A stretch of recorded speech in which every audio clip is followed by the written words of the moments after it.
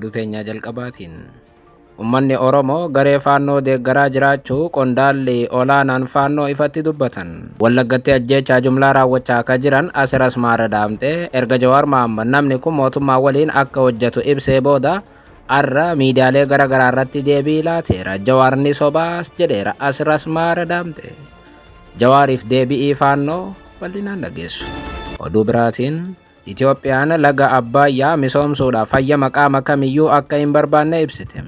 Boo'icha ministeera haajaa alaa Ijipti hordofee ammas ministeerri bishaanii Itoophiyaa deebii laataniiru gabaasa bal'aa qabna. Oduu biraatiin immoo mootummaan Itoophiyaa baqattoota Soomaaliyaa irraa dhufaniif ID biyyaalessaa kennaa jira jedhame. Faallaa kana garuu ID'n biyyaalessaa kennamuun kun boru yaaddoo nageenya biyyattii ta'uu akka danda'u sodaatameera. Gabaasa bal'aa dhageessuu akka mooltan daawwattootaaf hordoftoota aanolee Global Media oduuf odeeffannoo teenya galgalarraa qabannee dhufneeti jirra. Odeeffannoo teenya ijoo isaa amma dhageessan guutuu isaa isin biraan geenya. Haga xumura sagantaa teenyaatti dhaggeeffachuu yaada qabdan gara koomentiitiin nuuf barreessaa. Viidiyoon teenya namoota baay'ee biraa akka dhaqqabduuf immoo laayik, share, subscribe godhuun dagatinaa isiniin jenna. Kallattumaaniin gara gabaasa bal'aattiin isin qajeelcha. Oduu teenyaa jalqabaatiin ummanni Oromoo garee faannoo deeggaraa jiraachuu qondaalli olaanaan faannoo ifatti dubbatan.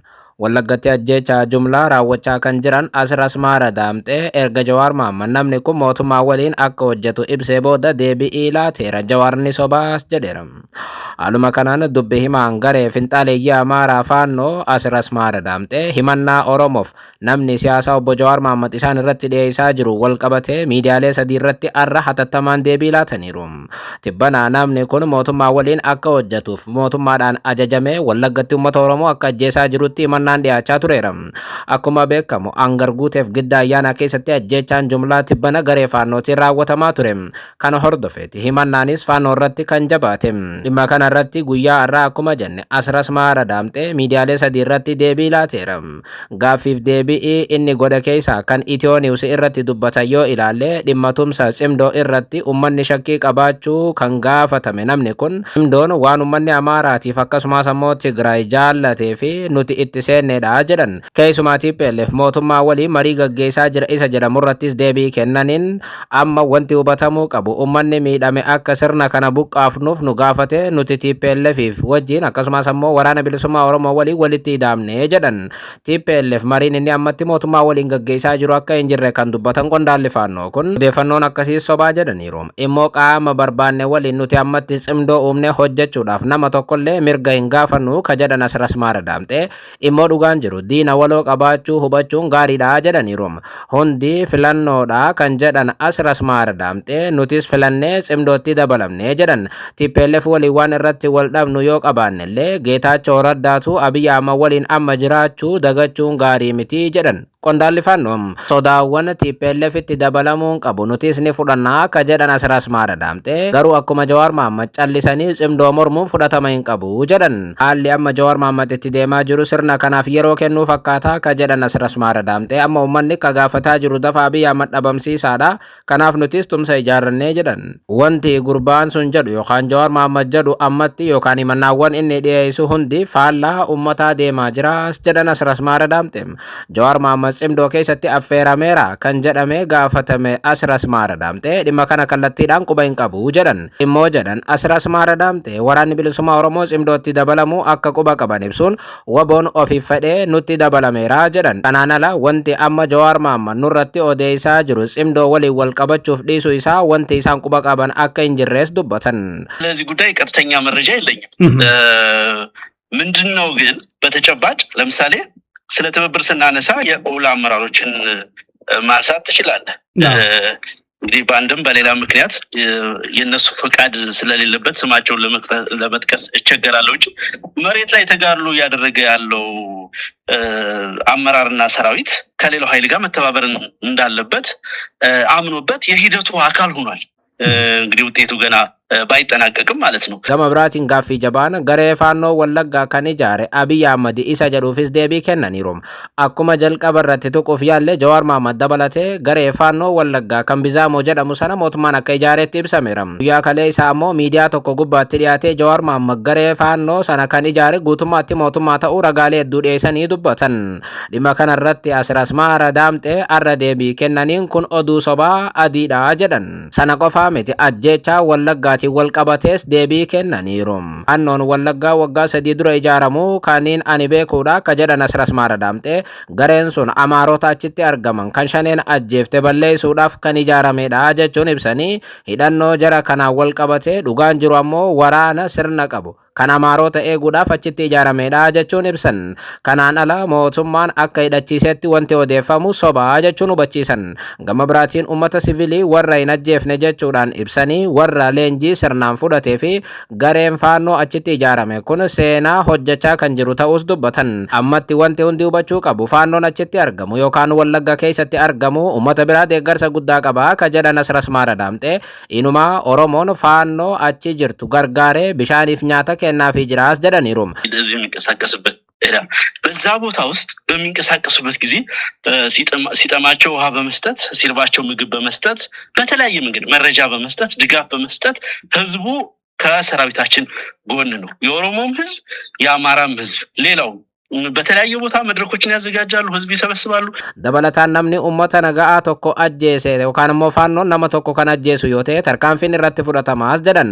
Sababiin isaa warri achi jiru sunis miidhamee warra beeku waan ta'eef tasuma nama miidhuudhaaf siviilii irratti tarkaanfiin fudhatu jedhan. Dubbiimaan faannoo ህዝብ ላይ በደል የሚያደርስ በግለሰብ ደረጃ እንኳን ካለ እርምጃ ይወስዳሉ ያለ ምህረት።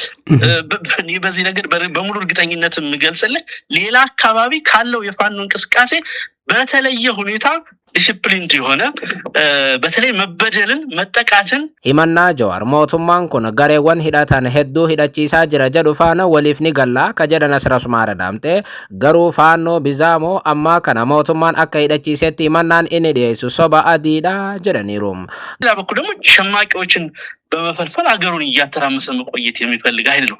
ይሄ አስተሳሰብና ይሄ ያገዛዙ ባህሪ እንዳለ ነው። እስከዚህ ፖይንት ድረስ እንስማማለን ጀዋር ካነሳው ጋር ማለት ነው። ከዚህ በኋላ ያለውን ግን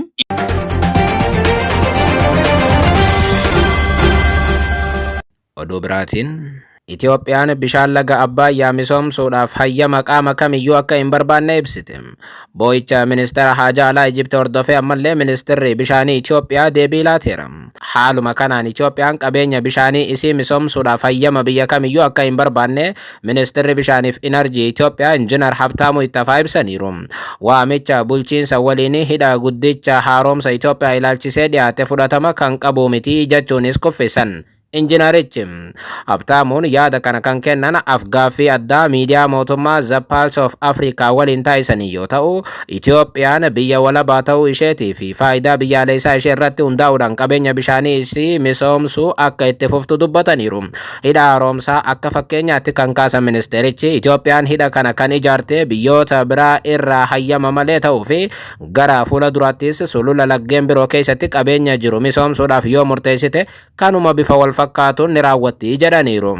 Ministeerichi kana kan dubbatan boo'icha Ijipti hordofeeti. Tibbana akkuma deddeebiin gabaasaa turre Itoophiyaan hidha biraa 3 ijaaruudhaaf laga Abbayyaa irratti yoo murteessitu Kaayiroon boo'icha cimsaa jirti. Guyyaa tokko dura ministeerri haajaa alaa Ijipti Badri Abdallaati ibsa kennanii turaniin Itoophiyaan hidha biraa akka ijaartu hin hayyamnu jedhanii turan. Yookaan ammoo yoo kan Itoophiyaan hidha biraa ijaartu ta'e tarkaanfii ni fudhannaa jechuun haga waraanaatti Itoophiyaa doorsisuuf yaalan. Ta'ullee ministeerri bishaanii Itoophiyaa Injiinar Habtaamuu Ittafaa po'aa waliin afgaaffii taasisaniin tasuma himannaawwan Ijipti dhiyeessitus ta'ee doorsisa hin dhageenyu jedhaniiru. Kaayyoo hidha kanaa yookaan hidhoota sadeen ammaa humna ibsaa maddisiisuu qofaaf kan jedhan Injiinar Habtaamuu Ittafam faayidaan hidha haaromsaa ibsaa gara biyyoota ollaatti erguudhaan Itoophiyaan alatti tajaajila ce'u ta'us ibsaniiru. Itoophiyaan amma dhiyeessii humna ibsaa Jibuutii, Keeniyaaf Suudaaniif kennaa akka jirtuu fi fedhiin kun Soomaaliyaaf Suudaan kibbaa biraayis dhiyaataa akka jiru dubbataniiru. Ministeerichi akka jedhanitti Keeniyaanis humna ibsaa Itoophiyaan ammaan tana dhiyeessuu dandeessu caalaa kan barbaaddu ta'uu fi Itoophiyaan Soomaaliyaa waliin humna ifaa walitti hidhuun diriirsuu fi fedhii humna elektirikaa Suudaan kibbaa keessatti guddachaa jiru guutuuf hojjechaa jirti jedhan. Dabalataanis Injiinar Habtaamuun mala Itoophiyaan biyyoota yaa'a laga Abbayyaa keessatti walta'iinsaaf hordoftus deeggaruun tattaaffii innisheetivii biyyoota yaa'a Abbayyaa yookaan ammoo Naayil Beezin innisheetivii fi waliigaltee hojmaata walta'iinsaa yookaan Cooperative Framework Agreement akka fakkeenyaatti tattaaffii fayyadama laga kanaa waliiniitiif godhameetii jechuun eeran. Itoophiyaan dameewwan laga Abbayyaa misoomsuu keessatti hojiiwwan garraamummaa kan hojjette ta'uu ishee kan dubbatan ministeerichi Finfinneen biyyoota laga Abbayyaa jidduutti walta'iinsi akka jiraatu waamicha gochuudhaan innisheetivii fudhattee jirti jedhaniiru. Dabalataanis ministeerichi akkasumas Itoophiyaan lafa hektaara 230 ol ta'u kan hidha haaromsaa gaditti argamuu fi jallisiidhaan misoomuu danda'u misoomsuu irraa of qusatteetti jechuun kunis fedhii biyyoota yaa'a gadiitiif xiyyeeffannoo kennuu ishee kan agarsiisu ta'uu dubbatan. Bishaan hidha haaromsaa irraa gadi lakkifamu humna ibsaa maddisiisee erga xumure booda gara yaa'a gadiitti yaa'uu akka itti fufu ibsuun bishaanichi erga tajaajila ibsaatiif oolee booda ofumaan biyyoota yaa'a gadiitiif kan dhaqqabu ta'uu dubbataniiru. Habtaamuun yaada bulchiinsa waliinii hidha haaromsaa ilaalchisee dhiyaate cimsanii fudhatama dhabsiisuun Itoophiyaan qindoomina biyyoota birootiif hidha kana irratti to'annoo kennuu kamiyyuu akka hin fudhannee fi hidhichi mallattoo biyyaalessaa ta'us ibsaniiru. Itoophiyaanotaan ijaarame kan boonsaa keenya ta'e kan nuun piroojeektii dhaadannoo biyyaalessaati jennuun akkamitti qaamni sochii ijaarsa kanaa mormaa ture dhufee isin waliin bulchina jedha jechuun gaafataniiru. Kun abadan hin danda'amu kan jedhan ministeerichi guutummaan guututti kan hin danda'amneef kan waliin hin yaadamnes jechuun ifatti dubbataniiru.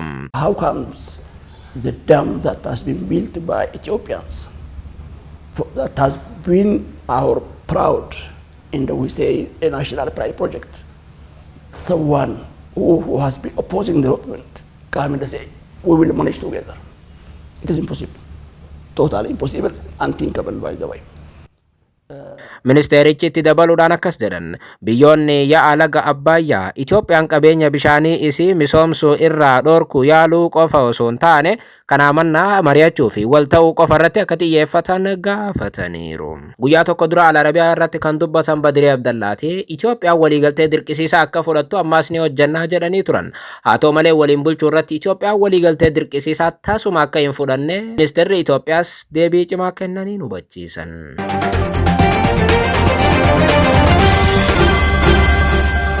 Oduu teenya xumuraatiin mootummaan Itoophiyaa baqattoota Soomaaliyaa irraa dhufaniif ID biyyaalessaa kennaa jira jedhame. Faallaa kanaa garuu ID biyyaalessaa kennuun kun boru yaaddoo nageenyaa biyyattiiti jedhame. Haaluma kanaan baqattoonni Soomaaliyaa Itoophiyaa keessa jiran galmee waraqaa eenyummaa dijitaalaa faayidaa argachuu jalqabaniiru. Mootummaan dhuma bara 2028tti baqattoota miiliyoona 1 ol ta'an galmeessuudhaaf karoorfatee hojjechaa jira jedhameera.